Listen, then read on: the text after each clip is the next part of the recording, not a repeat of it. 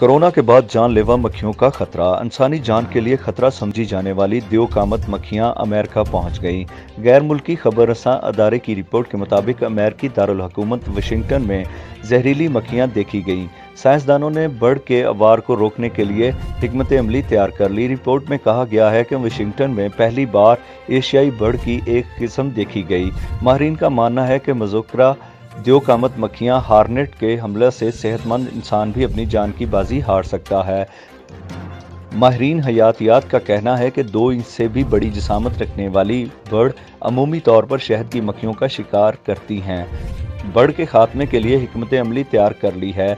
जल्द अमल दरामद यकीनी बनाया जाएगा। बर्ड के काटने का इलाज रवायती टोटकों से करने पर असातिज़ा को जुर्माना। इससे कबल 2019 में भी अमेरिका और कनाडा में कातल मक्खियां देखी गई थीं। आलमी वबा के तनाज़र में जहां अमेरिका पहले ही शदीद मुश्किलात का शिकार है, वहां बर्ड ने एक नया चैलेंज खड़ा कर दिया है। उधर माहिरीन माहौलियात ने तशवीश का इजहार करते हुए कहा है कि हार्नेट शुमाली अमेरिका की मक्खियों की आबादी का सफाया कर सकती हैं। इनमें शहद की मक्खियों को खाने समेत और घंटों में पूरा छत्ता ख़त्म करने की सलाहियत होती है। ख्याल रहे कि जापान में हर साल एशियन बर्ड के काटने से 30 से 40 अफराद अपनी जान से हाथ धो बैठते हैं।